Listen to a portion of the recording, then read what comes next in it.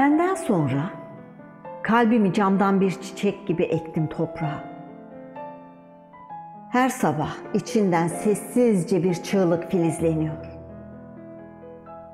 Gözlerinin gittiği yer, karanlığın renk tuttuğu yerdir artık. Her yansıma sana çıkan bir yangın kapısı. Bu yüzden kazıdım aynalardan göz bebeklerimi.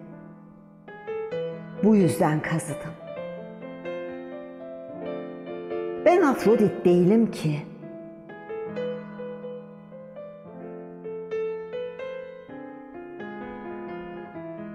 Sesin kulaklarımda yılan, çıngıraklı.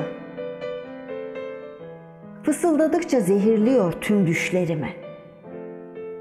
Yokluğum bir labirent şimdi. Duvarları ağlayan taşlardan örülü. Adına haykırıyorum. Boğuluyorum kendi yankımda. Boğuluyorum. Bedenim dilimlenmiş altın elmalar. Unutulmuş bir masanın üstünde. Unutulmuş. Her parçam farklı bir hüzünle ekşiyor. Erisin ellerinde.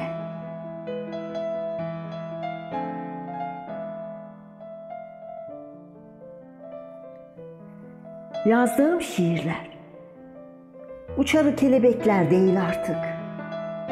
Kurşun kanatlı güvercinler. Her biri bir intihar mevsimi.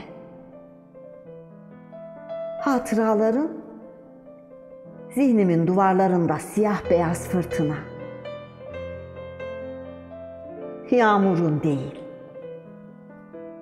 can kırıklarının yağdığı, Eros'un okunu kırdığı sokaklarımda.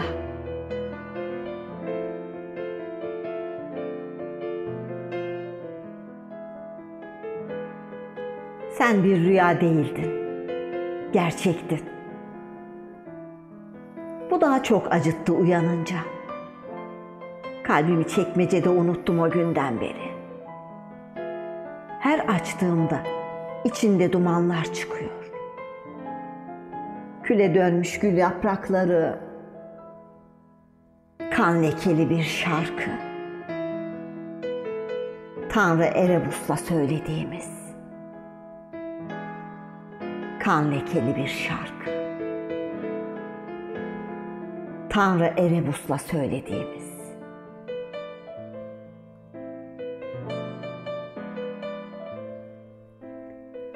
Hala seni düşünürken zamanda geri sayıyorum kendimi. Her saniye bir yıldız düşüyor yüreğimden. Bir başka gece sönüyor içimde. Bir başka gece sönüyor. Saydırıyorum. Fütursuzca yağdırıyorum zamanın zembereğine.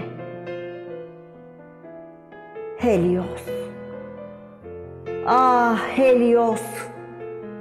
Neredesin? Neredesin?